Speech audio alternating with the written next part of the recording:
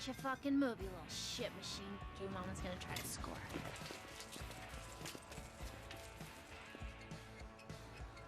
What the hell? Excuse me, who's watching these babies?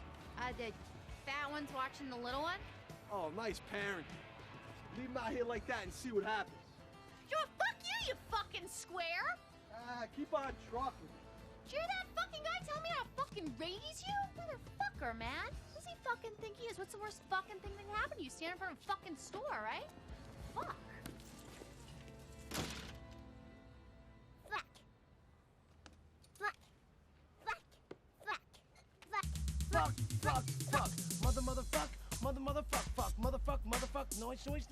1, 2. 1, 2, 3, 4. Noise. Smoking weed.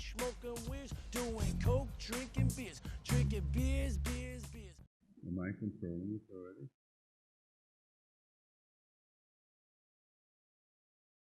Ja, wir brauchen die erste Hälfte. Das ist die zweite Hälfte der Bilder.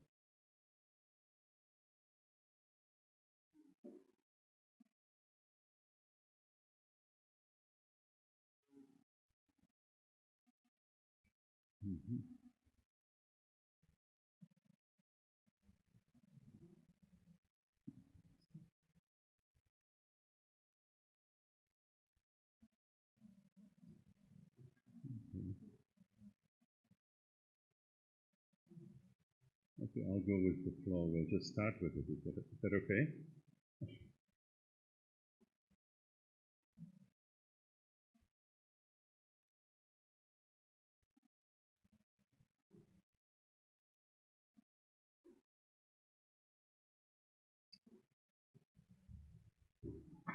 Okay, it seems that I don't have contact over there. So I'll show very quickly the picture. These are caricatures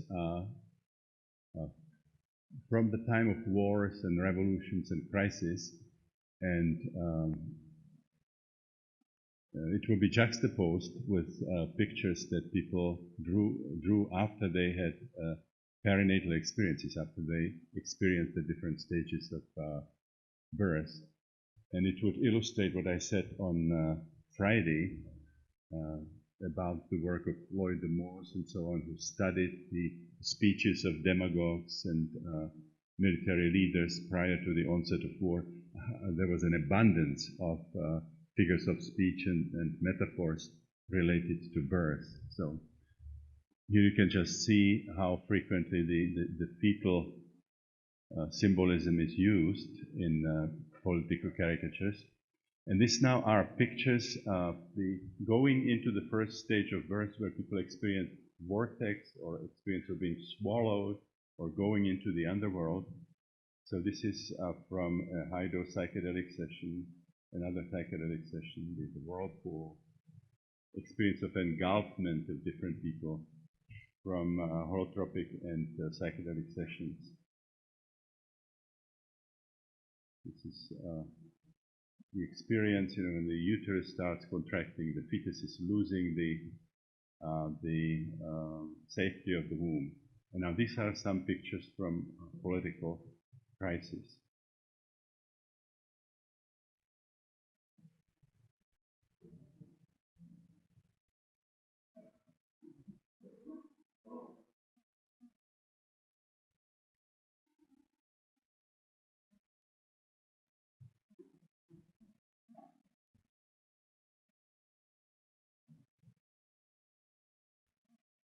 Engulfment. This is the American lifestyle being swallowed by OPEC.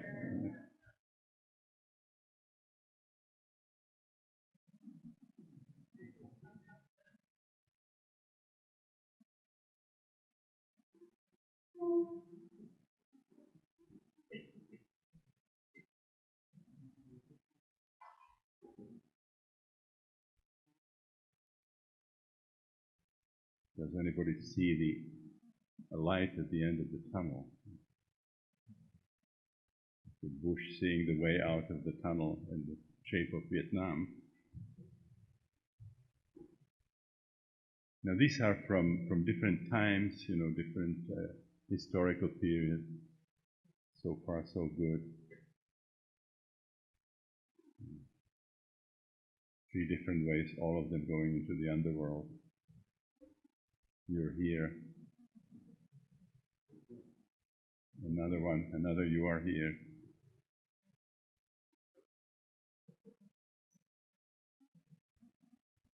Now the dragon is a common image in psychedelic sessions where it represents, the elemental forces of birth, also the hero's journey. So it appears in many of the fairy tales where a dragon is guarding the feminine and also a treasure, and defeating the dragon, then one has the hero's gamos and having a transcendental experience. You can see the size. He is in his claws. He is crushing people. So this is from a psychedelic session. Another one from a psychedelic session. Here is Great Britain losing Hong Kong. The Chinese dragon swallowing Hong Kong. Communism represented as a dragon. Now, spider is another important image. One of the things that we can experience in the first matrix is a sense of sort of cosmic freedom, spatial freedom, being in the universe, unobstructed universe. If you imagine a butterfly or a fly, the whole world belongs to them until they fly into a spider web. Then the spider comes. So the spider is like a symbol of the devouring feminine, very, very frequently associated with the second matrix, the stage of birth when the uterus is contracting, but the way out, the cervix is not open. So these are all this is a holotropic session, for example. Another holotropic session from the holotropic training. This is from a psychedelic session. And here are the political counterparts. Saddam Hussein as a spider, arachnophobia, another arachnophobia. Now this is from a Soviet journal. This is Zapadnaya Evropa means Western Europe. So this is American capitalists bringing atomic weapons into Europe in the form of a spider. Again, American capitalist as a spider. Now this is from a psychedelic session showing the female reproductive system as a kind of a combination of a prison, torture chamber, and gigantic press. Again, this from a sequence of a death rebirth experience, being crushed by this boulder with human features. This is Hans-Ruedi Giger's self-portrait with a poster for his exhibition. And now these are the parallels, the vice tightens, the screw tightens. Now the squeeze really starts, the grip on Lithuania, crushing again, choking, Carter choking in the financial crisis. Now, octopus would be a specific, archetypal danger for the oceanic freedom that the fetus has in the womb. So when the delivery comes, it can be experienced as something like an octopus, frequently a python, something that constricts and crushes and chokes. Now, these are the political analogues. This is Tsarist Russia threatening Europe. I didn't like this one for some reason. Osama bin Laden as an octopus. Japan as an octopus threatening Dutch Indonesia. Carter in trouble. Slobodan Milosevic as an octopus. Zionism as an octopus. Uncle Sam as an octopus. You can see happens across the board, it's not limited to a specific nation or a specific time. Pax Britannica. Now this is from a psychedelic session, and this is a political cartoon parallel.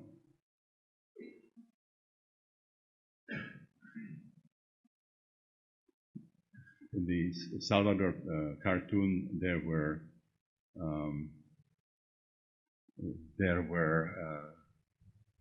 snakes, whereas in the previous one,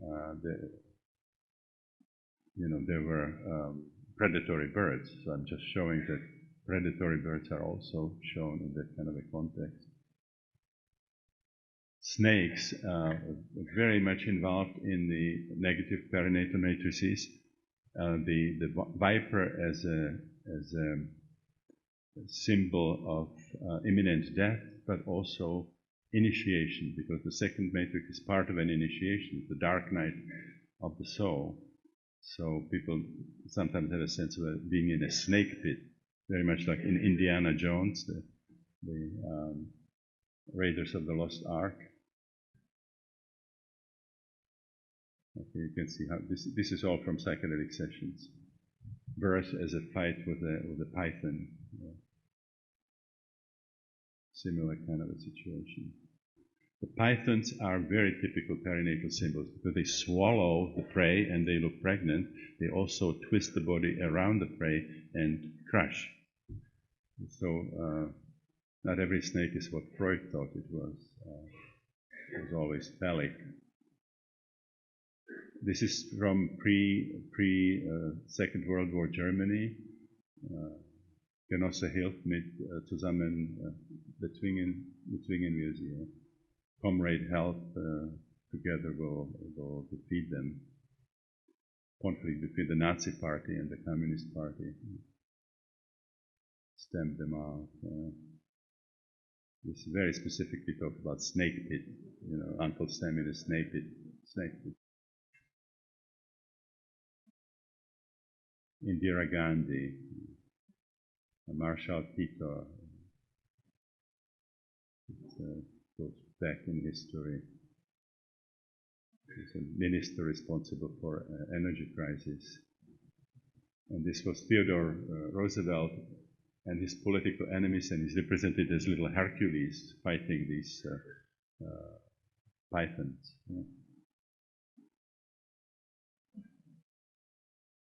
Swallowing again, engulfment, crushing. These are Lloyd de Moses captions. He's a psychohistorian. Now here the heroic figures here is Germany, Italy, and Japan, and the miserable creature here are the allies. It depends on who's painting these posters. This is one of the recent ones when they asked Condoleezza Rice about the mess in Lebanon. She said, as far as I'm concerned, these are the birth pangs of a new Middle East. Now we talked in my lecture on Friday about the relationship between birth and nuclear development. I talked about the nuclear testing and the explosions of the atomic bomb and development of atomic bomb and all the messages around it having babies. Babies are being born, parents are expecting, and so on. Hydrogen bomb was Teller's baby. So these are some pictorial parallels to that. Saddam Hussein pregnant with atomic weapons. This is a sign for atom, the intersecting ovals there. It's sitting on an atomic egg. And this is quite unbelievable, presenting Saddam Hussein as a bad mother, nursing atomic weapons. And here even stranger, as an enemy of children, somebody who can constrict and choke. And here you can see the opposite, calling for leadership as show us the way out of the tunnel. This is a birth experience in a holotropic session, and this is Clinton's political victory. And this is Paula Jones accused Clinton of sexual harassment and got him into a lot of trouble. Here she is basically sending him, through this journey through the sewage system, and he emerges with a halo, and then ends up as a kind of beaten up fetus. In our training, I usually show it juxtaposed to a wonderful cartoon, somewhat naughty, by Robert Crumb, which is called Pete the Plumber, and we'll show it in the seminar on Monday. Here I have just this. And this Loidomos brings some evidence about the history of the military banner. The first documented banner was in ancient Egypt, and it was a dried placenta and umbilical cord of the pharaoh that was being carried into the battle. And Loidomos links it to the pictures of fetuses when they hold on to the umbilical cord. So something like a symbol of safety and also union and so on.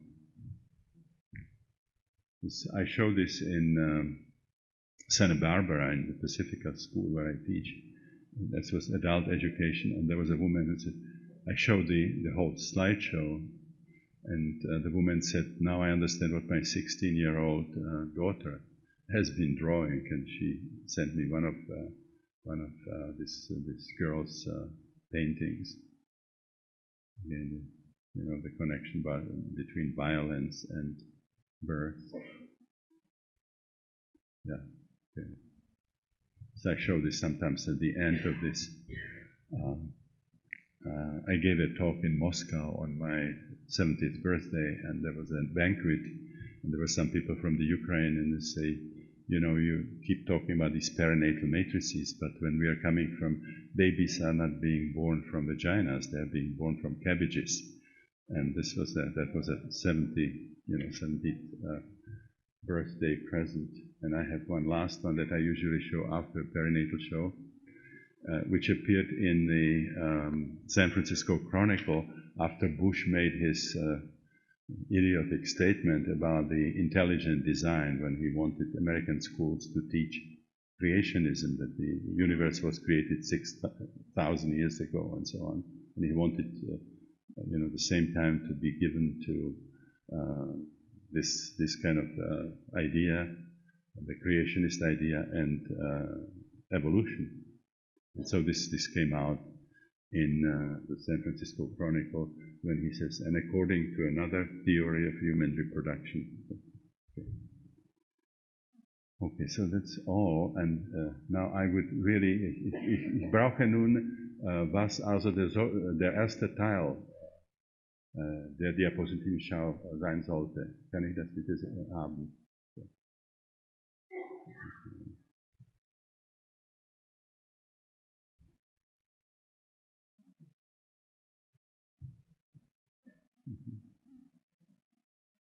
Okay. So I will not. How many of you were there for the Friday talk, or how many were not? Okay, quite a few. I will not repeat these things. I was asking people, how many of them had non-ordinary states of consciousness of this particular category. Then specifically asking, maybe I'll ask here, how many of you have experienced the breathwork, the holotropic breathwork? Okay. So Lucius promised that he will bring more of those announcements, where the different opportunities will be experiencing holotropic breathwork if you want. And Theo Steiner just gave me people who would be interested in holotropic breathwork in Switzerland. They both went through our training, and they have been doing this for years. So those of you who would like to try it and compare it with psychedelics, you would have the opportunity. I understand people asking about tomorrow. we cannot do the breath work. We need at least a weekend for that. So this will be a theoretical lecture, but there will be tremendous emphasis on images, kind of a right hemisphere, and we'll sort of explore the symbolism and go through the whole psychospiritual process of death and rebirth. I talked about my first experience that sort of brought me into this, and how after my first experience the study of these non-ordinary states became really my lifetime passion. I talked about the work that we have done with psychedelics, working with people in spiritual emergency, and then also the holotropic breathwork, and then how my interest took me to other areas where there were non-ordinary states, going to shamanic cultures, doing ceremonies with natives, working with people who had near-death experiences. We had a study with cancer patients where we used psychedelics to induce mystical experiencing, and studying how that takes away the fear of death and transforms the experience of dying. I was very interested in connecting with Tibetans, with yogis, with the Benedictine order, which are Christian mystics and so on. But the common denominator of whatever I was doing the last 50 years always was going for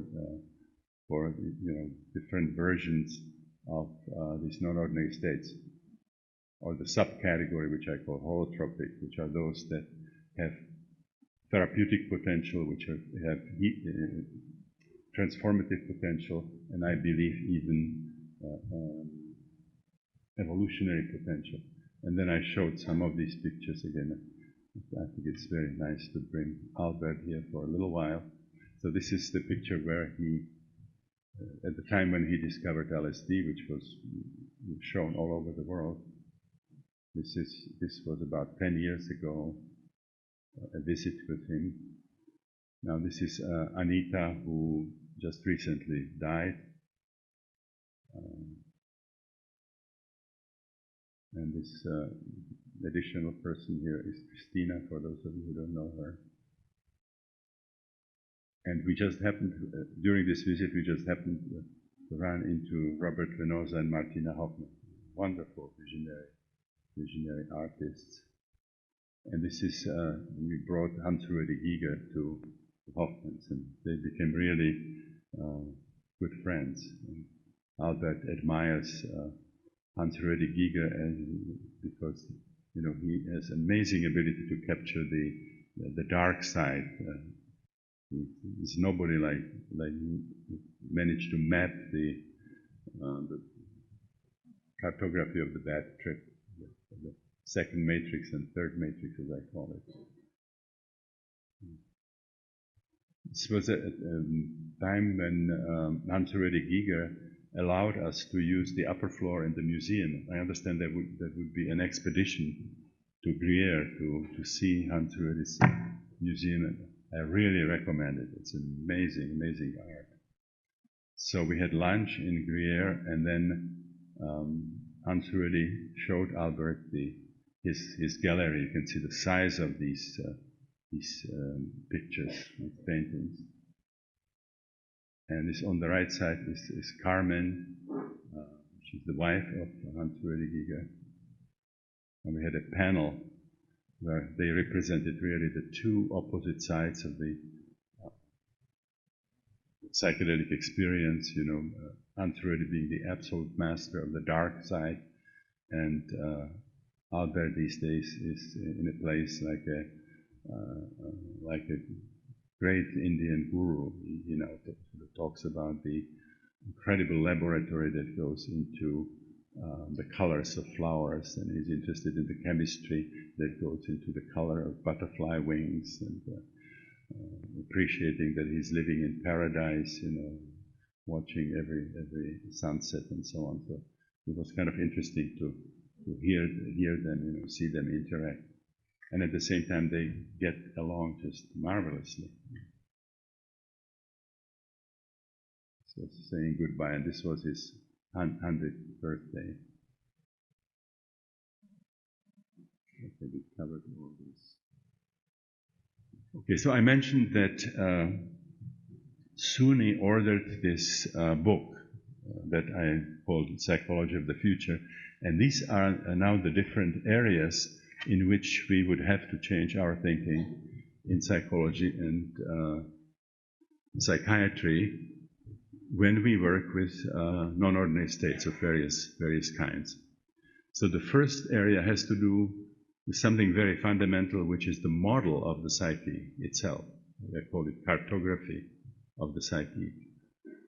In other words, what kind of experiences are germane to the human psyche? What kind of experiences people can have without getting a nasty diagnosis from psychiatry?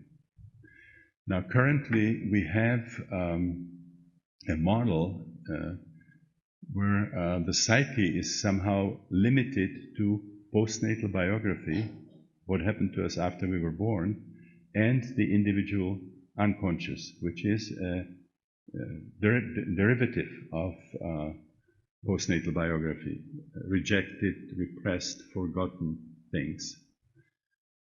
And according to Freud, the newborn is a tabula rasa, is a clean slate. There's nothing that would interest the psychologist that precedes birth, including birth itself.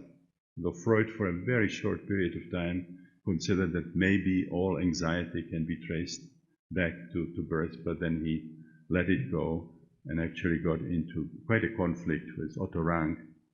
Otto Rank kind of caught the ball and ran with it, and very secretly worked on a book, The Trauma of Birth, that he handed to Freud fresh from the press on Freud's birthday. And Ernest Jones, who is the main biographer of Freud, described that Freud went into a state of emotional shock after reading Rank's book.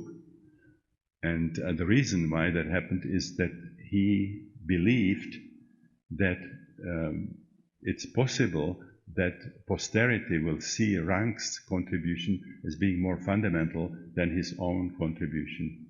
And finally, after working it through a little, he issued a very positive statement that this is very important work, and it's important second only to the discovery of psychoanalysis by himself, and that people should, the therapists should study people born with cesarean section, difficult birth, regular birth, and so on, and see the impact that it has on psychology of these people.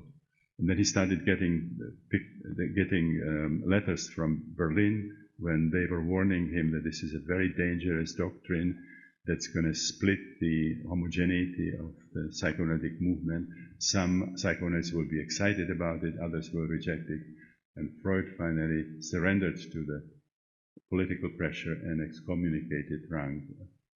Now, the work now that we were doing with psychedelics and breath work and rebirthing and other methods really are supporting Rank's idea that birth is extremely important, and there certainly is a powerful record in the psyche. The usual argument that you hear about this from neurophysiologists is that there couldn't be any memory birth because the cortex is not myelinized. Now, which is kind of ridiculous, because memory is not limited to the cortex. Memory exists in animal species that don't have any cortex at all.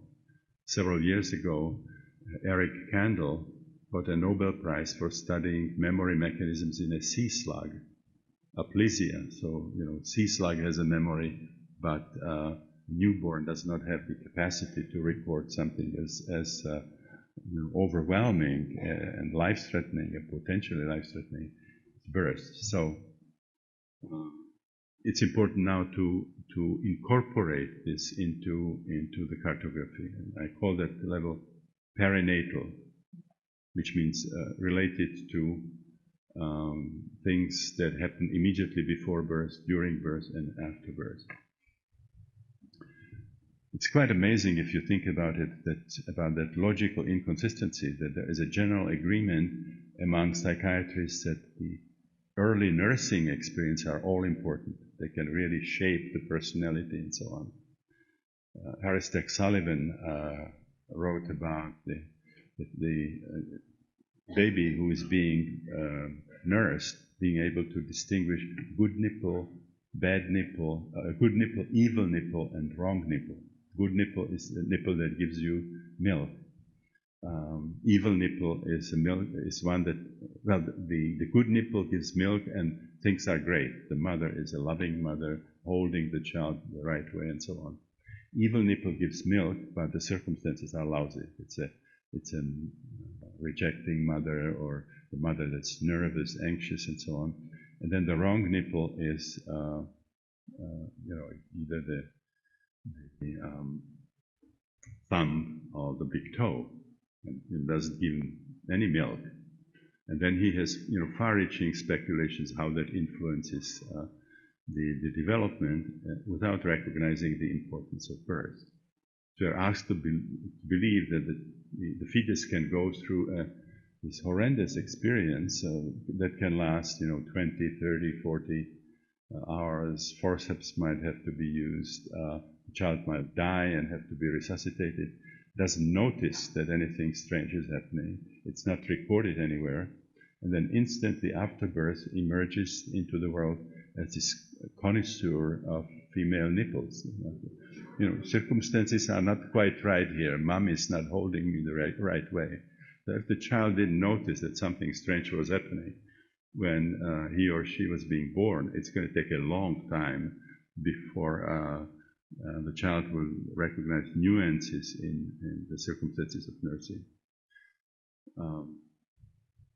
So then I recognized, as I was working with people who are reliving birth, that the experiences were coming in these 4 experiential clusters, each of them having specific emotions, specific psychosomatic feelings, and also each of them represented a kind of a specific opening into the collective unconscious, either historical, or karmic, or mythological. So the perinatal level really is a mixture of experiences that are replay of what happened biologically in birth, but also it's all mixed up with archetypes. And we'll see the images tomorrow when we are discussing that specific symbolism.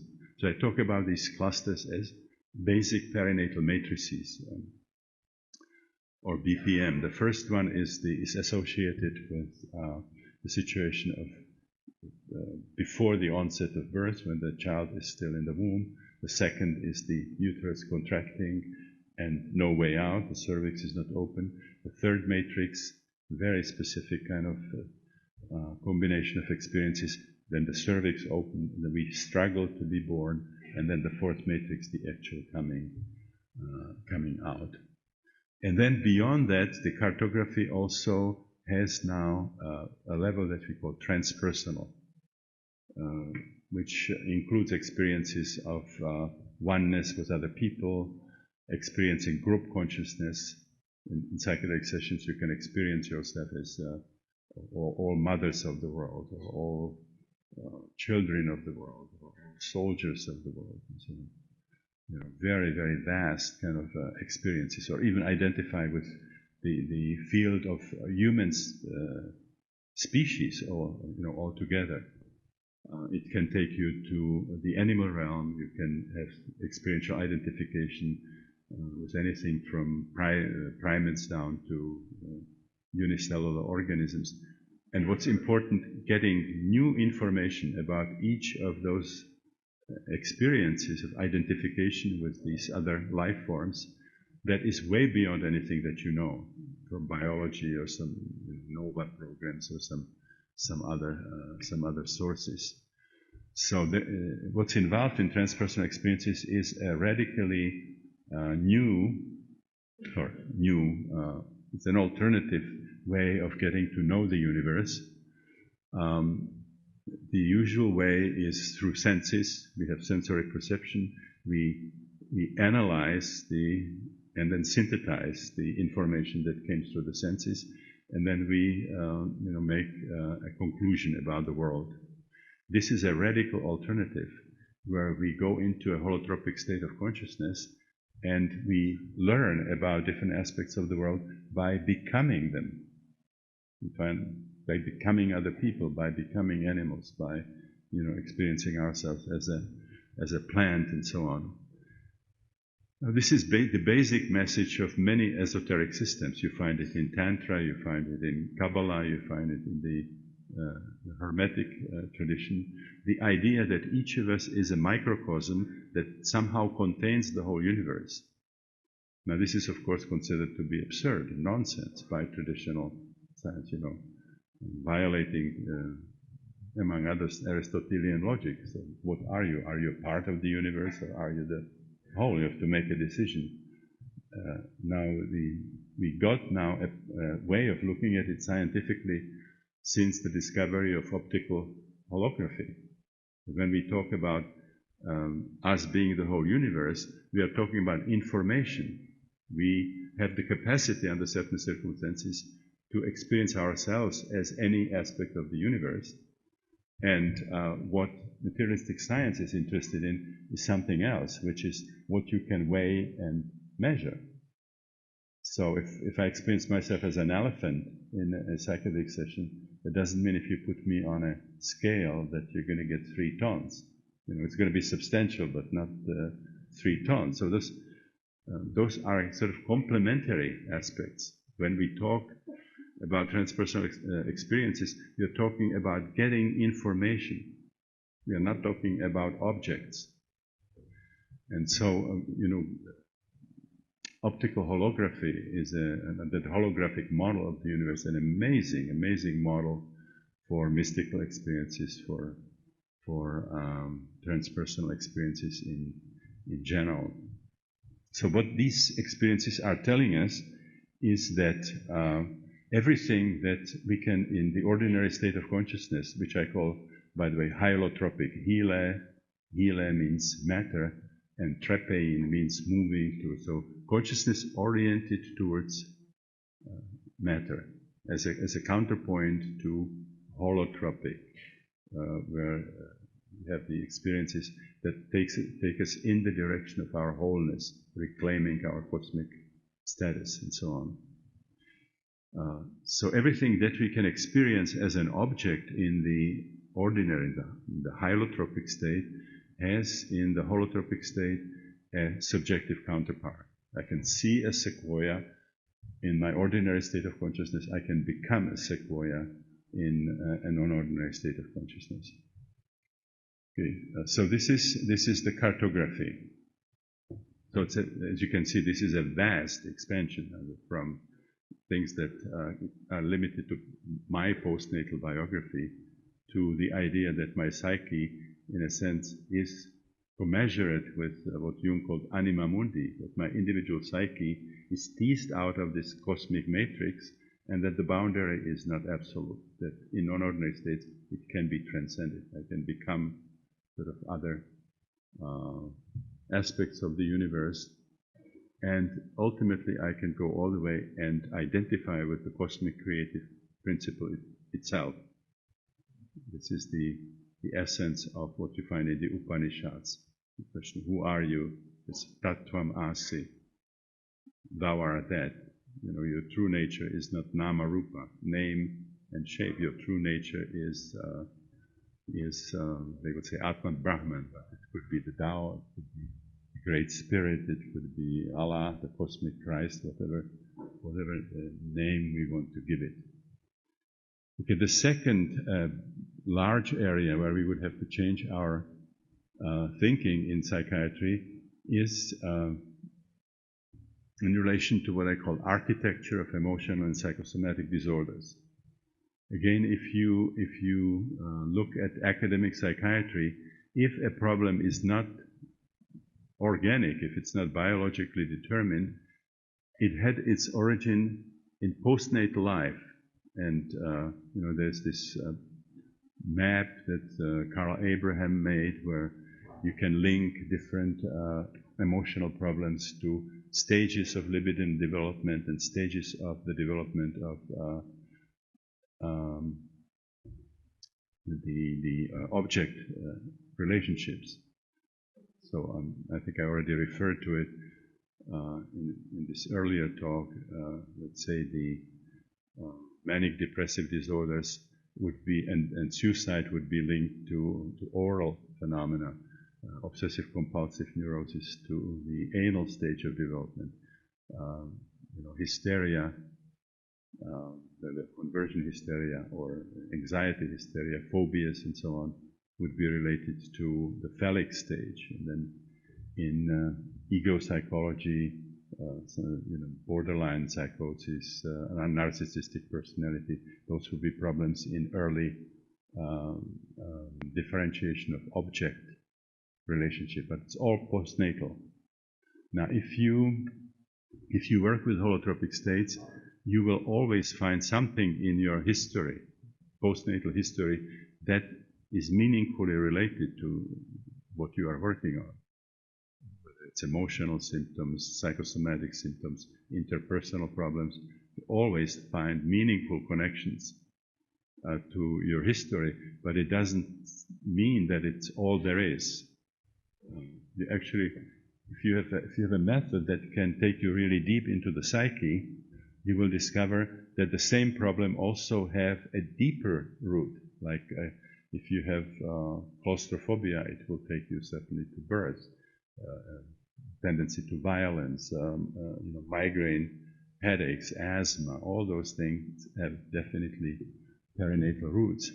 And even that's not the whole story, because in a typical symptom, you will find transpersonal roots. So there's a layered, what I call a coexistence, system of condensed experience, which lies behind or underneath the symptoms. And the deepest roots are reaching into the transpersonal. They're karmic, they are archetypal, they are phylogenetic. So this normally would be a very discouraging discovery. We thought all we have to do is to work on our postnatal history, and suddenly the playground is immensely larger. But the positive news is that you also discover new and very powerful mechanisms of healing and transformation on the perinatal level and the transpersonal level, which is something that's not known, not recognized by academic psychiatry. So on the one hand, birth leaves a repository of difficult emotions and difficult sensations that can develop in connection with postnatal experiences into various forms of psychopathology. But on the other hand, reliving birth, bringing the emotions and the pent-up energies to the surface and processing them can also positively influence a number of different emotional and psychosomatic disorders. And then there are powerful healing mechanisms related to the transpersonal level. So, for example, I've seen many people really resolving difficult phobias and depression, psychosomatic disorders of various kinds, like asthma, finally in connection with some powerful past life experience, or what they experienced as something that was coming from another century, from another country, from their karmic history. Very frequently, emergence of some archetypal material can have tremendous healing consequences. And the archetypal energy, sometimes can be demonic. We see a number of instances where people have to really deal with this kind of energy that is personified, that appears evil. And when we encourage the emergence of that energy, the whole thing looks like an exorcism. I have in the book, When the Impossible Happens, a story which I call The Interview with the Devil, that experiences a really full-blown emergence of a demonic archetype just completely took over the patient and lasted a couple of hours, and ultimately ended up with tremendous healing, like some of the most fantastic therapeutic consequences I've ever seen after this kind of a very, very strange experience. It's not easy to understand rationally. And then there's the healing mechanisms of the healing mechanisms. The experience of oneness, the experience of cosmic unity, when we have a sense of becoming one with other people, one with nature, one with the universe, one with the divine. That is a potentially very, very powerful and transforming experience. Unfortunately, in current psychiatry, you would get a diagnosis for it, and if they get hold of it early, you would get put on tranquilizers, because we don't have a category, mystical experience or a spiritual experience. So every experience of this kind would be seen as expression of pathology, and the reason for that is that we don't have a way of accounting for it in the conceptual framework that we are using in psychiatry. So these are these amazing healing mechanisms, and then there are some mechanisms which are absolutely bizarre. I have again another story in the book. There's actually a category of unorthodox psychiatry, and this was a situation where a woman came to our SLN 5-day workshop, and she had a depression that had lasted, I think, 4 years. And every time she got up in the morning, she couldn't get going. It took her 2 hours before she really got to move. And she, in the breathwork that we were doing, had some powerful birth experiences, linked the depression to difficult birth. But then the final resolution came when she felt unresolved, and we put her in the middle and wanted to complete the experience when the rest of the group was assisting. And she finally ended up chanting in a very emphatic way, a repetitive chant, kind of a prayer, and it lasted for a very long time. People around, in the group, they felt very moved. Some people started to cry. Some people were going into the lotus position, and nobody knew what was happening. She was there, in an extremely sort of emotional state, chanting something that none of us understood, and then finally lay back, and it was just in ecstasy. And there was a psychoanalyst from Buenos Aires who came to us. He was Jewish. He came to us and says, "This is incredible. Do you understand what happened?" We said, "No." He said she was chanting in perfect Sephardic, which is a medieval, Spanish Hebrew kind of a mixture, like what you have between German and Hebrew. And it happened to be his hobby. Synchronistically, it happened to be his hobby. And so we said, "What was she singing?" And he said she was singing, "I am suffering, and I will always suffer. I am crying, and I will always cry. I am praying, and I will always pray." And somehow, doing this kind of Sephardic prayer for a significant amount of time resolved her depression. We saw her several times later, and the depression didn't come back. So it's not easy to find a psychiatric handbook where they would be talking about healing depression by Sephardic prayers. Okay. I don't understand to this date what it was about, but there are things that happen, which are very extraordinary, very, very unusual mechanisms of healing, like the one that I call Flora, where the demonic archetype came through, or this one where it was about the Sephardic prayer. Okay, the next one is very important. It has to do with strategy of self-exploration and psychotherapy. Now we have this enormous number of therapeutic schools, And none of those schools agrees with any other about some most fundamental things, as I mentioned earlier. And what are the major, most important motivating forces in the psyche? Why do we have symptoms? Why do symptoms develop? What do they mean? And then each school comes with a different technique that you learn to work with your clients, basically to correct their psychological processes in a way that your school tells you. But the problem is this phenomenal lack of agreement. So it's really arbitrary. I mean, you have a problem, you can flip a coin, you choose a school, and each school gives you a different explanation of what's wrong with you, and each school asks you to do something else. You might be getting interpretations that would be completely different in different schools for the same thing. And most of us are not even sort of surprised by it or bothered by it. That sure, we have some 50 schools, psychology, and if you're a beginning psychologist or psychiatrist, you just choose a school. You have no criteria about the quality, what's the hierarchy, which of them are better, which of them are worse.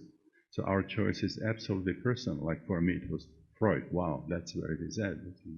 This is where I'm going to get my training, and this is what we do. And if it doesn't work for us, then we go and get a training in another school. I usually tell this story from my own psychoanalytic training. I was in psychoanalysis, training psychoanalysis for 7 years, 3 times a week. A lot of money, a lot of time, and I loved every minute of it. To find sort of the symbolism in my dreams, and every slip of the tongue had some profound meaning. If you ask me, did it change you? I'd say, well, I changed in those 7 years, but for me, there was no convincing evidence that whatever changes happened to me had anything to do with my free associating. With my first LSD session, I know I was going in the morning, one person, and somebody else came out in the afternoon. And there's absolutely no doubt in my mind that what happened to me had something to do with that experience. I couldn't say that about the 7 years of psychoanalysis. But anyway, I did it. And there were several young analysts who were, being treated by the same analyst. He must have been in his maybe late 60s. And it was known about him that he kind of fell asleep once in a while, during analysis, and you had to do something to bring him back into the process. And besides being analyzed by him, we also had seminars with him when he got the assignment to report about psychoanalytic literature, and we discussed case histories and so on, and we could ask theoretical questions. So one of us asked a purely theoretical question: what happens if a psychoanalyst falls asleep, during psychoanalysis? If I keep free associating, does therapy still continue? Does it require a fully awake psychoanalyst? Now, he couldn't say, this kind of thing doesn't happen in psychoanalysis. I mean, he knew, we knew, so he had to do something with it. So he said, yeah, I mean, it can happen. Sometimes you are tired, you're recovering from a flu, you didn't get enough sleep and so on. It can happen. But if you are in this business for a long time, you develop this sixth sense. You fall asleep only when the stuff that's coming up is irrelevant. And since when something important, comes, you wake up and you're right there. And he was a great admirer of Pavlov. Pavlov talks about the inhibition of the cortex, and then he talks about the waking point. Like if you're a hypnotist, you can sort of go through a waking point in an inhibited cortex. And one of his examples is a mother who can sleep through heavy noises, but when her own child starts moaning, she has this waking point, and so she wakes up right away and attends to the child. It's just like Pavlov's mother. Well, it's a little different. it would very much depend on what kind of analyst you would have. Had I had an Adlerian or Rankian or Sullivanian therapist, they would have fallen asleep or wake up, at different parts of my narrative, because what's relevant for one school is not necessarily relevant for another. Now, the other thing is the therapeutic result. You see, we believe that we can use our intellect to understand the psyche in general and the psyche of the client in particular, and that we can come up with a technique to change that. And a lot of the therapy, it's about interpretations. Now, if there are such differences between the schools, it means people get different interpretations for the same kind of problems. And, we don't have any statistics that would be showing that one school is superior to another. Now, if this were true, that intellectual understanding of the psyche and right kind of technique, right interpretations with proper timing are the factor in therapy, we would have to have a distribution on a Gaussian curve, when one school would have to have the most accurate intellectual understanding, as a result of it, most effective therapeutic technique, get all the good results, and the other schools that depart from it would be on the descending branches of that Gaussian curve. That doesn't happen. The people who looked into this found out something strange, that the differences are actually inside of the schools, not between the schools. You can't prove that one school has significantly better result than another, but what you can show is that within each school there are better therapists and worse therapists. And very likely the results they're getting have nothing to do with what they think they're doing. There are very likely factors involved that you cannot even formulate in scientific terms. Like something like the quality of the human encounter between the client and the patient, or the feeling of the client of being unconditionally accepted by another human being, which they didn't have in their own history, feeling of being important and so on. So what is the alternative now? What do these non-ordinary state teach us about the strategy of therapy? Actually supports very much something that Jung formulated, and that is, it's impossible. It's in principle impossible to use your intellect to understand the psyche. And the reason for that is that, for Jung, the psyche was cosmic. It's not something that's inside of our skull. It's not something that's produced by the brain. The psyche is cosmic, anima mundi, and we partake sort of in this large cosmic matrix. There's a wonderful quote in Les Miserables, Victor Hugo, and this quote says, there is one spectacle which is grander than the ocean, and that's the heavens. And there is one spectacle which is grander than the heavens, and that is the human soul, the human psyche. So what can we do? So according to Jung, what you can do, you can create a kind of a protective environment. He was very interested in alchemy. So you can use the image of the alchemical vessel where the transformation happens. And then within that context, you give some methods that makes it possible for the conscious ego to communicate with a higher aspect of the client himself or herself, which Jung would call the selves, which when we do it in English, we use capital S. In German, all nouns are capitalized, so it wouldn't work. And the healing happens in an interaction between the conscious ego and the self, and the interaction happens through symbolic language. Now, Jung himself didn't need any psychedelics or didn't need to do faster breathing. I mean, he was, at times getting more than he could comfortably handle. I mean, his psyche was very, very open at times. And then in his work, he was using active imagination, which is instead of analyzing the dream from the night, he would ask the patient to lie on the couch and let the dream continue. So he wanted to see the process in kind of statu nascendi as it was emerging. But the same principle really applies to the use of some very powerful methods like psychedelics or the breathing. So we create a supportive environment, like in the breathwork, we pair up people, everybody has a sitter, people alternate, and then we have trained facilitators who go wherever something really unusual is happening that needs some special attention. And we're sure that people do it internalized. We do it in a place where we can make noises, but there are not noises from the outside that disturb the process and so on. Now, once people get into a holotropic state of consciousness, then something like an inner radar gets activated that finds the places in the psyche where there is relevant material,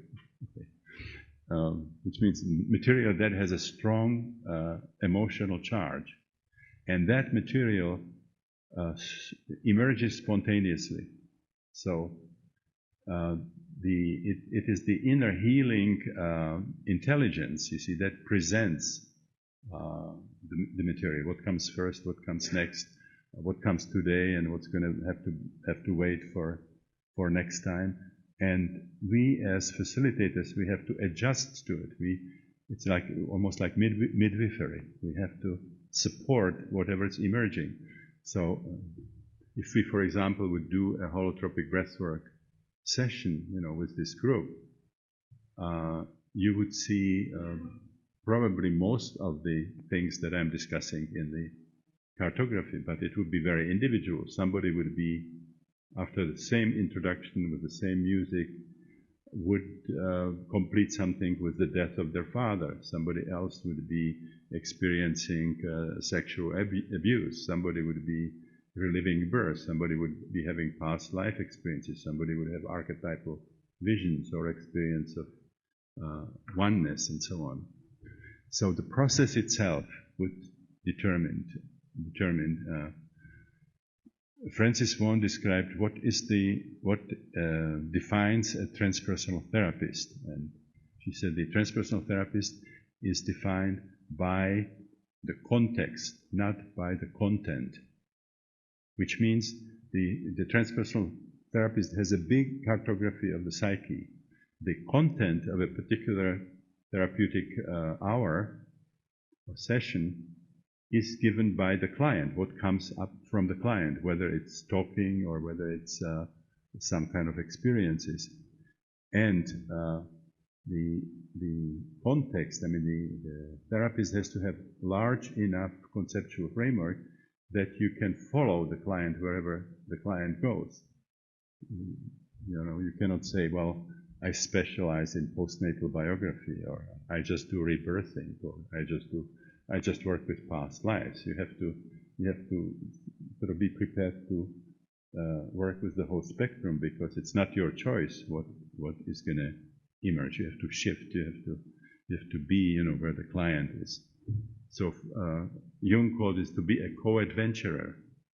He said something like, I still write books and try to put things in categories, but I know if a new client comes, it's a new ball game. He said something can happen in the session that nobody has ever seen, that you cannot learn from any books because it's not in any of the books. The psyche is infinitely creative. So that kind of a process then becomes a learning process. We learn as well as help being sort of facilitators for the clients. Okay, what have we next? Spirituality. So again, in traditional psychiatry, which is very materialistic, And again, I'm sort of talking as if all psychiatrists were the same. I mean, I'm pretty much aware, that there are many deviations, and particularly a lot of psychiatrists who might be playing the party line when they get into a staff meeting. They on the side they do other things or hold other convictions. But there's a certain kind of a agreement in the academic circles, and the basic idea is this is a material universe. The history of the universe is the history of developing matter. The universe somehow created itself, and then life, consciousness, intelligence are kind of latecomers after billions of years of this evolution of matter, which is blind, passive, inert, reactive. And, these things happen as a kind of a fluke in an insignificant part of an immense universe that has billions of galaxies. So if you have this kind of a worldview, first of all, the existence there's no meaning to it. There's no meaning in existence. And the other thing is there is no place for spirit, for spirituality. So if you are spiritual, there is a problem. You probably have not studied enough materialistic science to really understand what the nature of reality is. You're probably gullible. You're superstitious. You let yourself be dominated by primitive magical thinking. You are into primary process rather than secondary processes, as Freud calls it. If you have somebody who is very intelligent and still is, taking something like God seriously, then you would have psychoanalysis. Then you have a hang-up from childhood. You're still carrying some infantile images of your parents, and you're projecting them out there and making God and Goddess out of them. And if you have spiritual transpersonal experiences, you get a diagnosis because there's no category: mystical experience, spiritual experience. So there would be a tendency to stop those experiences, and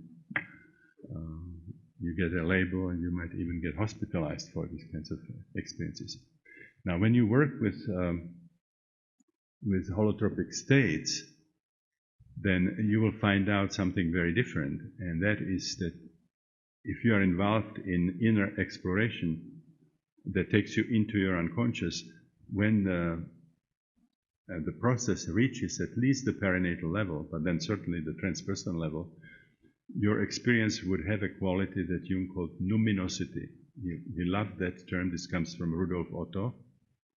He loved that term, to replace terms like mystical, spiritual, religious, and so on, because it's kind of neutral. The other terms have been used too many times in different contexts and are easily misunderstood. But what this means that it takes you into a certain realm, and you feel that this realm is radically different from what you know from your everyday reality, and built into it is a notion that it's actually that realm is supraordinated.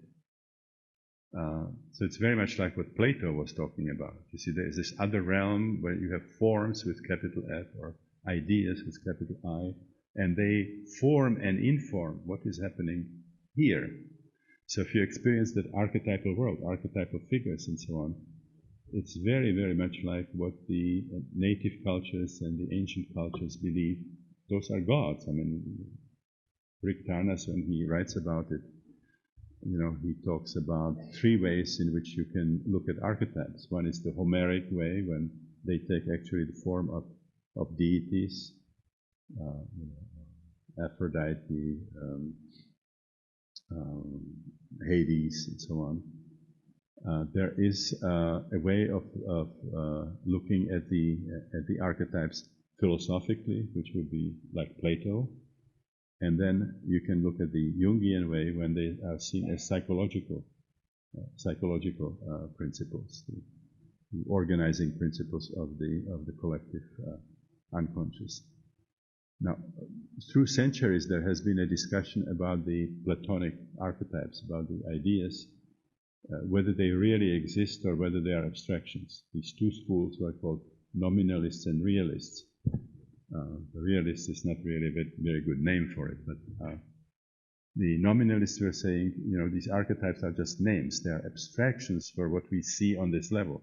The Great Mother archetype is really our abstraction of what we see in individual mothers, or the archetype of the tree is an abstraction of what we see in individual trees. And the realists were saying, no, they are real. There is a realm in which they have real existence, and they actually, influence of what is happening on this level.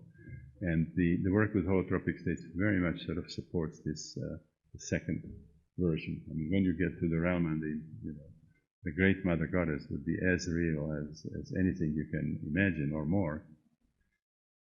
So we discover that there is this realm, normally invisible, that's supraordinated to this realm. So the clue to understanding spirituality is really the large cartography of the psyche. I mean, there would not be religions without people having had experiences of these other dimensions. Now, when a religion becomes organized, that is something very different. Then you can completely lose the connection to the spiritual source, and they can get completely dominated by secular concerns, politics, money, hierarchies, possessions, and so on, and also get in conflict with each other because they opt for other kinds of archetypes, and the differences can be enough, for killing each other, or also differences within the same religion, the Shiites, the Sunnis, the Protestants, the Catholics, and so on. So transpersonal psychology really validates spirituality as an important, vital dimension of the human psyche, and also the universal scheme of things, and is trying to show that there is no conflict between spirituality properly understood and science properly understood.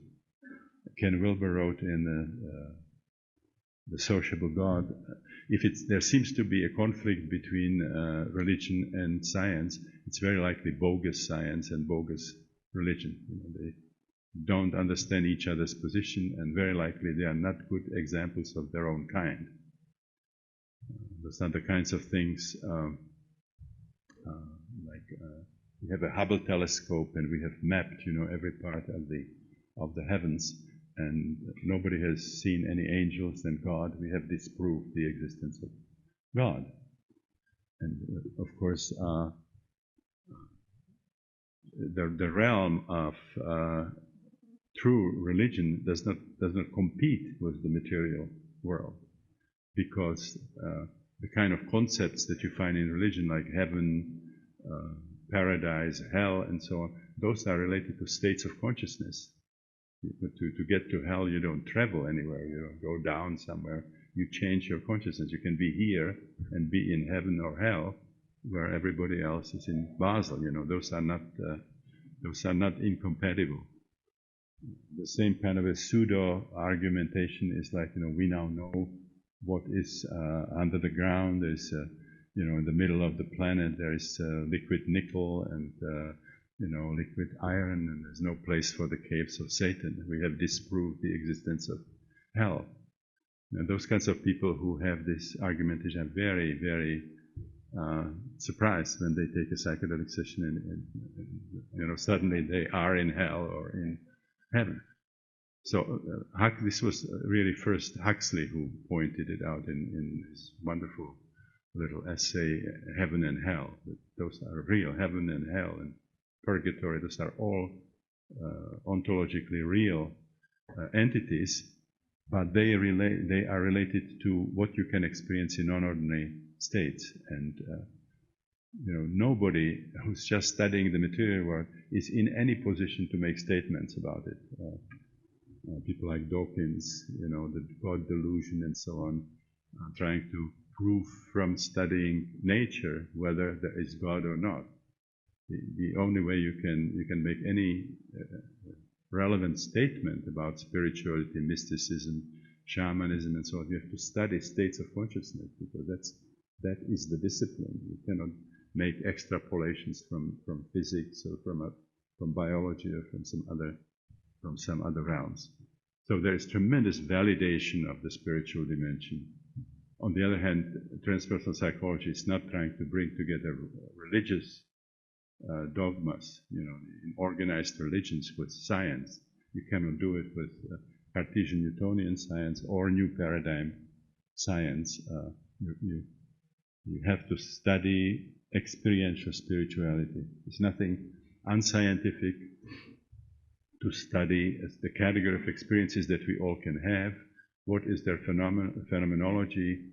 Are they ontologically real? What kind of influence do they have on people? Those are all, very relevant scientific tasks.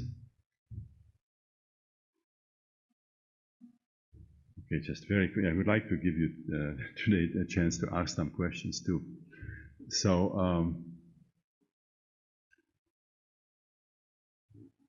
some of the most fundamental implications of this kind of work have to do not only with the theoretical framework of psychiatry and psychology, but the philosophy of Western science.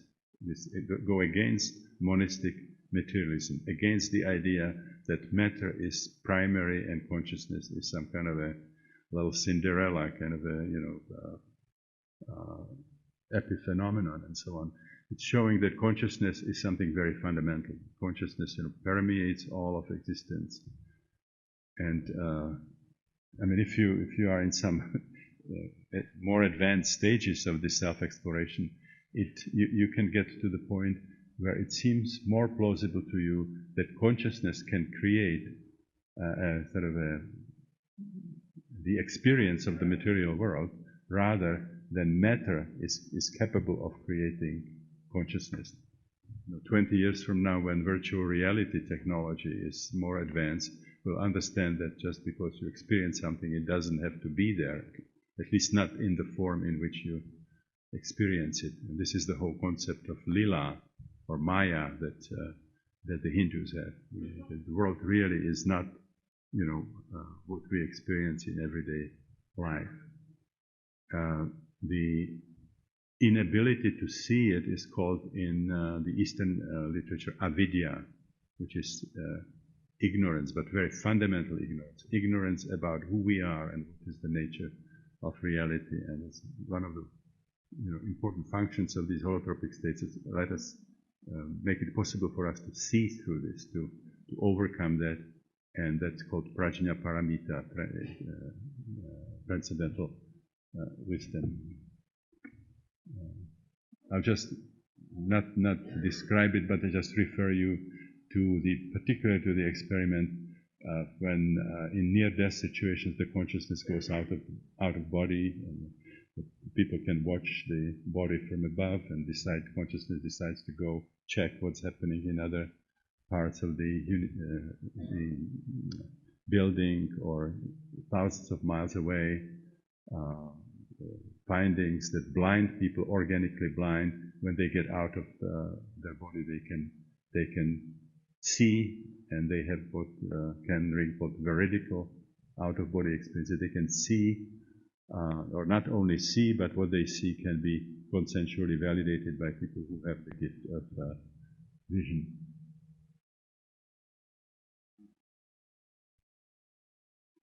Okay, we have the last one. That's obviously subject that we can barely touch. And that's the problem of astrology.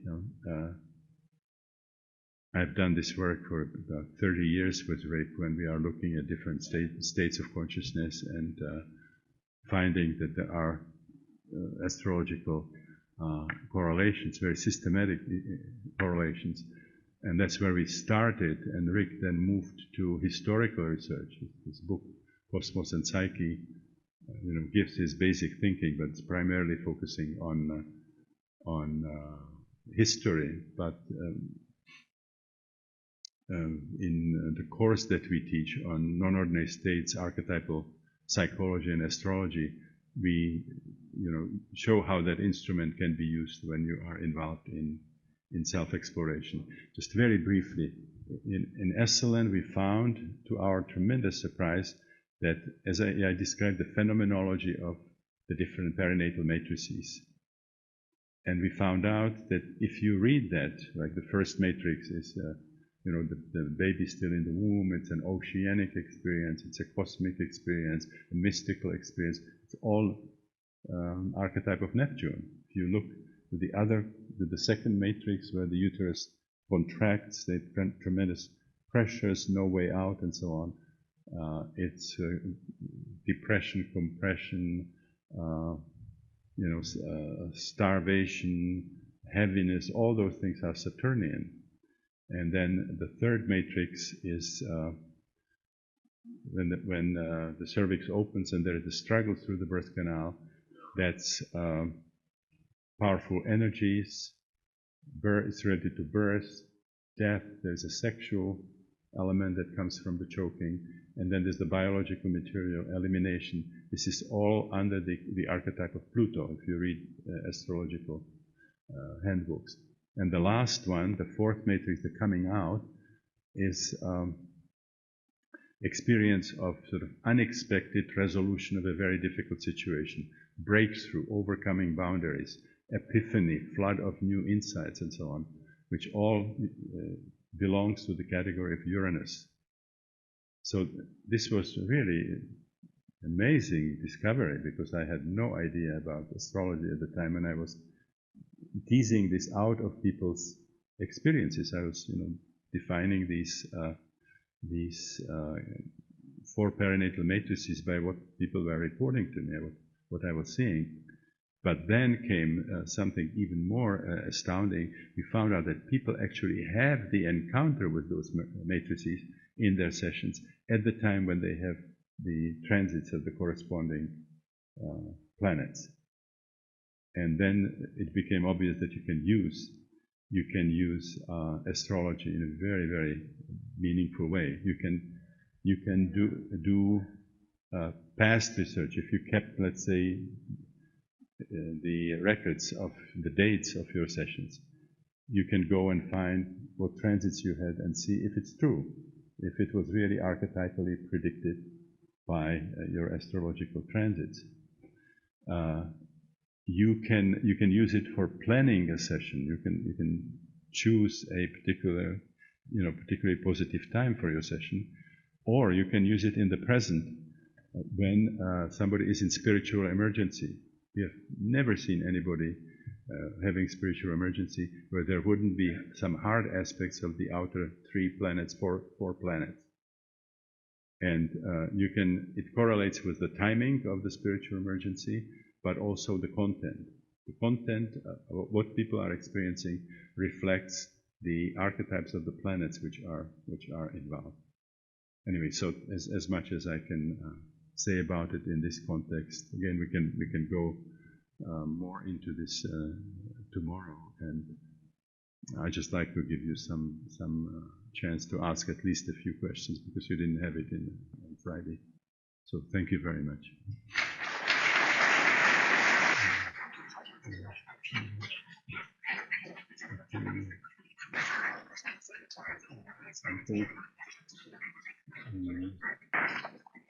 Do we have some kind of arrangement here? This is a mic that people can use, or how do we do this?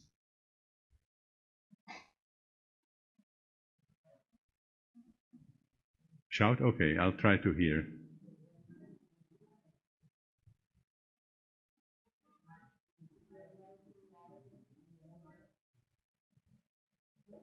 The mic is in the island, you say? Yeah.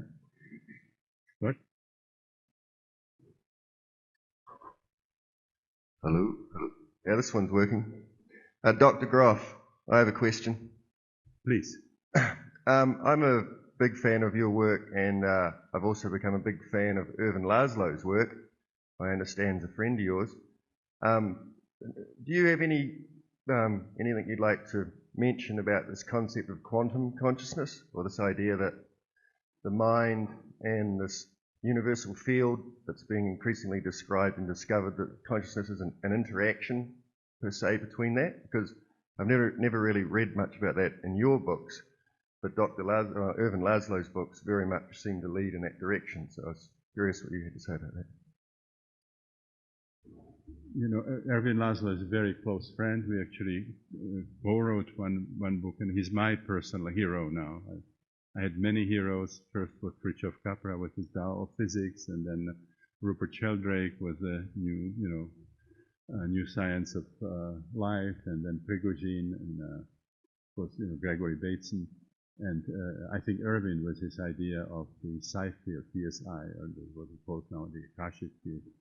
That's, I think, the best model that we have currently. And so I'm in some of my recent writings, I'm actually referring to it. He has defined scientifically a kind of a subquantum field that he calls the PSI, the psi field, or the Akashic field. And the basic idea is that everything that has ever happened in the physical universe is recorded there holographically, which explains many things. I mean, in an LSD session, you can suddenly be in ancient Egypt, or you can be in the French Revolution, and so on. So the idea of this universal archive, that use the term that's used in a somewhat narrower sense in the Hindu tradition for karmic imprints, the Akashic field. That's the best model that we have so far. There were other works. For example, there was a paper by Walker who believed that the contact between what we call material world and consciousness would happen on the quantum level. There's also the idea. There's now a very strange development which is called interdimensional. It's the interdimensional communication. Have you heard about this? I'm still sort of working on it myself. It's a pretty far out concept. Many years ago, a Scandinavian researcher, Fridriksen, studied the song of birds and was recording it in the forest, and came home and found out that when it was supposed to be silence between the songs, there were some voices, and he concluded that those were voices coming from the beyond. And then a researcher from one of the Baltic republics, Raudive, discovered that, and he continued this work and recorded I don't know how many thousands of these voices. And it was published. The book was published as Breakthrough. It's called Breakthrough, and there was actually a long-playing record where you could hear those voices. And then nothing happened for many years. Both of them died, and now it came back with vengeance. And there's a group of people who do this ITC, interdimensional communication, where they believe that, you see, on the level of transistors, it's based on the tunneling effect and the probabilities where you cannot say whether the particle is really there or not, and so on. That's seen as an ideal interface between this beyond and the material world. And so they are getting supposedly pictures from the beyond, like on television screens or in the computers, and they get faxes. And I went to a lecture by Ernest Sankovsky, who's like the guru of this movement, and for 3 hours in Puerto Madera in California, he was showing this, faxes and voice messages from the beyond.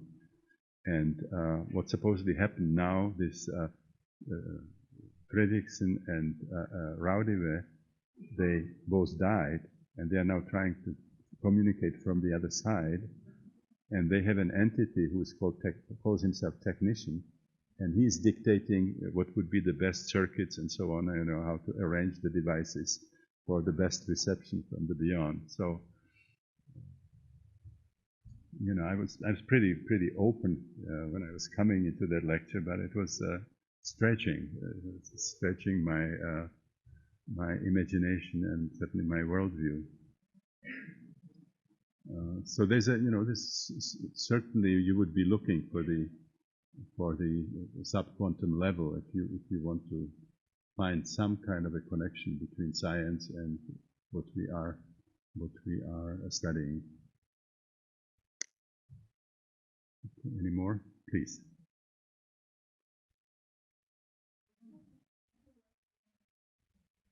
Can you use that mic, please?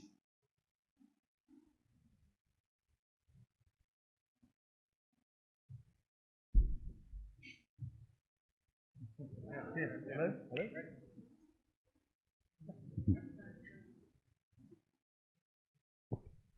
I was curious about the connection between the woman who was chanting in Sephardic, ancient Sephardic words. Did she have knowledge of that language prior? Absolutely no. She didn't know what the language was, and she didn't know ordinary Spanish or Hebrew. And did anyone record it? We didn't record this one. We recorded in some of the breathwork. Sometimes, people. One of the things that happen, people start talking spontaneously. Now, in some instances where we recorded it, they were talking in language that they didn't learn in this lifetime. In some instances, we would give it to linguists, but they were not able to identify it, which doesn't really say very much. When Christina and I visited Australia, we found out that the Australian Aborigines have about 200 languages. And then if you look how many languages there are in Africa and in India, or you take it back into history, how many languages there have already been. Even if the linguists don't understand it, you cannot exclude that it is an existing language, because in some instances you can do that. I have a story there about actually my sister-in-law in that book, where she and my brother emigrated to Canada, and they had to support themselves and prepare for medical examinations. And so she was kind of sleep deprived, and she started hearing voices. She's a psychiatrist, so that's really bad news when you start hearing voices. But then it seemed that it was like a language and sounded like something Middle Eastern, and so she took it to a Sufi teacher, and he recognized it, and it was ancient Arabic, and it was some Sufi texts which were not published, which were just passed through, oral transmission. And so he immediately sent her to Yugoslavia, to the higher level of the order, and then she ended up in Kona all the way. And it was they told her that they were expecting her. It was just an unbelievable story. So you can see, you can hear these, that exactly what is gibberish, what is a language, what is talking in tongues might not always be very clear, but there are instances where people really speak languages that they have never heard about, and you can show their languages. In other instances, it can go into movements. People can, not knowing anything about yoga, they can go into perfect asanas or do mudras, appropriate mudras, or we have seen when people started doing sounds which were exactly like the Kechak, the Balinese monkey chant, when a group of people represents the army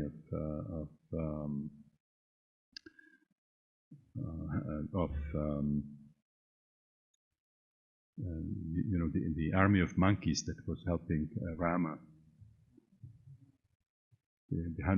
led by Hanuman. And again, we had in Maryland, we had a closed circuit TV, so people who wanted their sessions recorded, we had the recording. And so when some strange movements would come, we then could try to find out, was this, when it looked very stylized, was this some kind of an art form from another culture? And in some instances, people would do dances from India and sort of hand movements that take years to learn. Like they are telling stories of Krishna just in digital symbols of various kinds. And in some instances, you can confirm that. A person enacts a courtship dance of some other life form.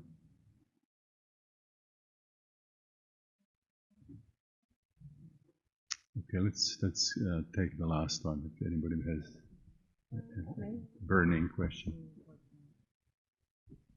Okay. Hi, I have a question here. My name is Lily, and I've been working with breathing work about 8 years, and finally with holotropic breathing the last couple of years, and soon to finish the GTT training. And having this background, this morning, when I was listening to Alison Gray, just came to my mind if you can have any suggestions about using holotropic breathing with children in order not to wait until you have a more advanced age and start to heal all your earlier traumas. We ourselves haven't worked with, with children specifically, but we have instances where children would come. I think the youngest was 10 years that we worked with.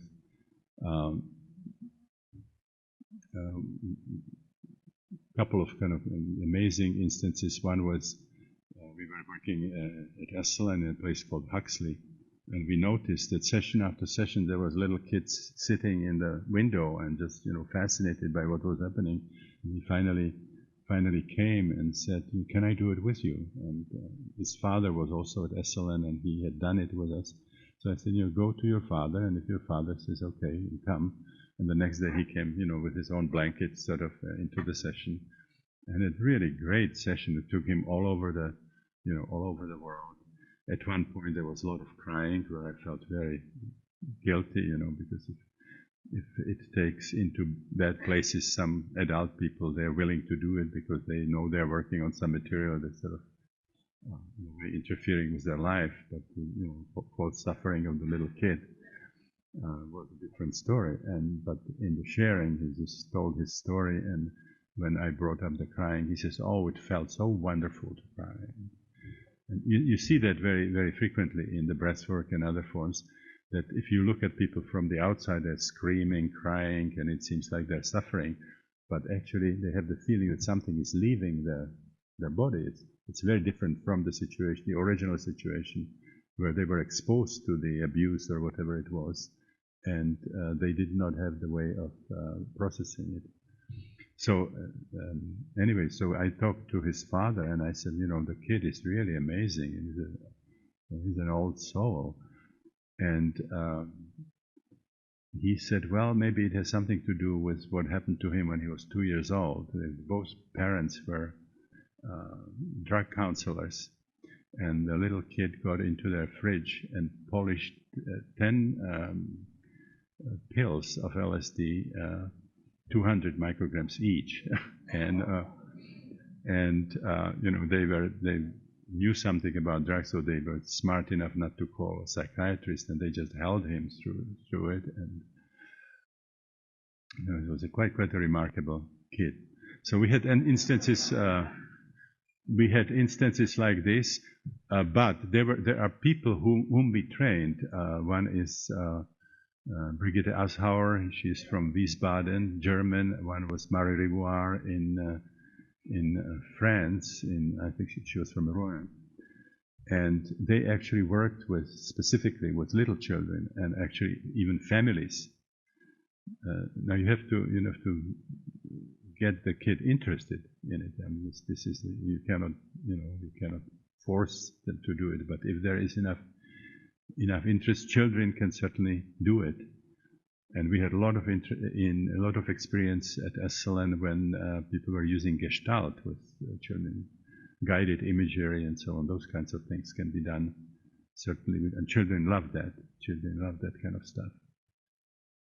So it definitely can be done. Where is the probably most interesting in the young generation, most interesting use is do it with adolescents. Because if you look at human culture, the puberty rites is probably the most important category of the rites of passage.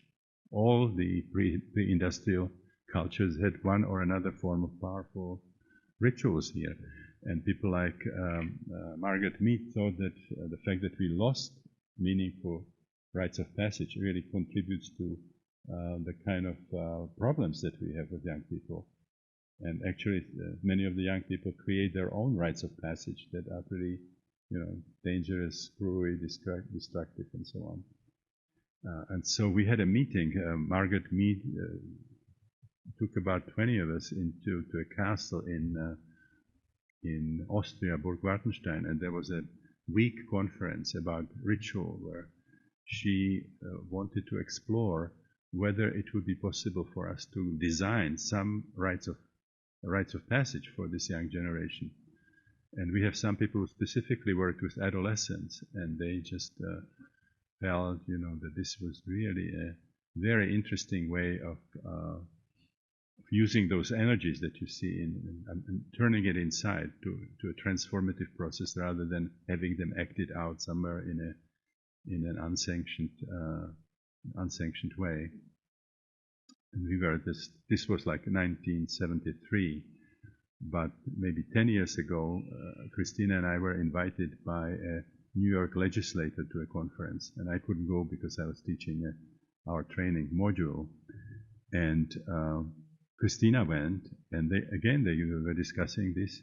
This New York legislator was desperate with the situation of the young people in New York State, but particularly New York City, in terms of drug abuse, promiscuity, sexual acting out, criminality, and whatever they were doing, these young people were laughing at them. And then he noticed that they had ritual elements in their behavior.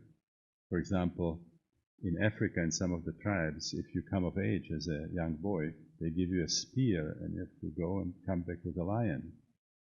And in these New York gangs, if you want to be in, they give you a gun and you have to go and shoot somebody in the street. Doesn't make a difference who you just have to get a stick, And then when they had also fights between gangs, and when somebody is killed, they had very elaborate ritual funerals. So somehow realized that there's some kind of a need for them for rituals, and the idea was, could we create something? Could we structure something to channel this kind of energy? And so they were discussing things like, I don't know if it's known in Europe, ropes courses. You know what that is?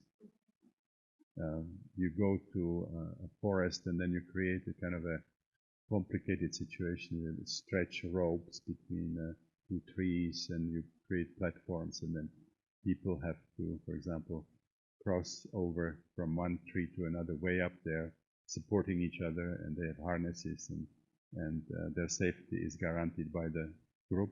They're holding the ends and so on. So it's used for team building and so on, exposing people to various dangerous situations that can push buttons, outward bound, again dropping people somewhere on an island, like the Survivor program in the television, and let them survive on their own. And they were talking about firewalking, which was very popular in California. Most of us have done it.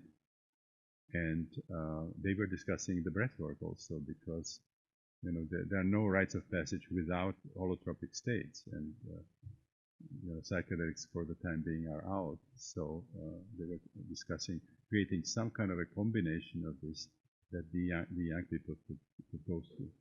There are people like Malido Masome, who's African, who do men's groups, for example, very much like a very heavy-duty rite of passage, where people end up, for example, buried up to their chin, overnight, and little things like that.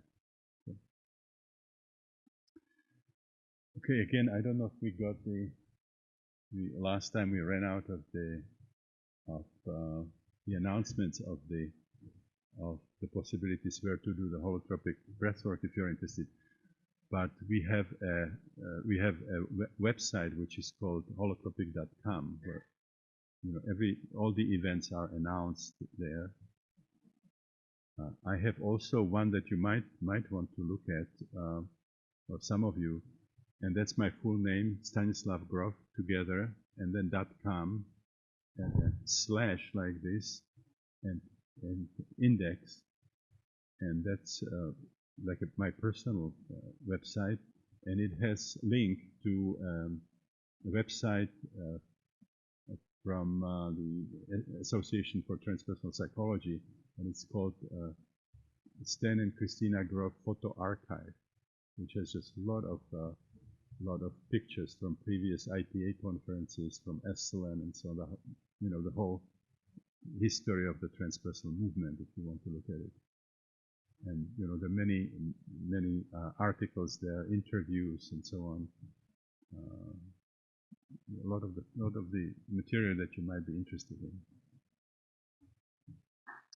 Thank you.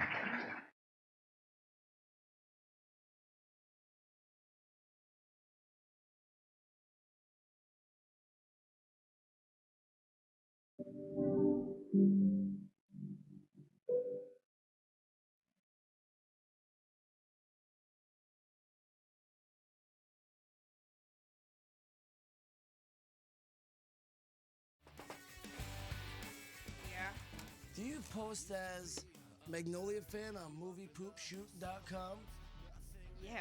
Did you write, fuck Jay and Silent Bob, fuck them and their stupid asses? Yeah, a while ago. So? How many people wanna kick some ass?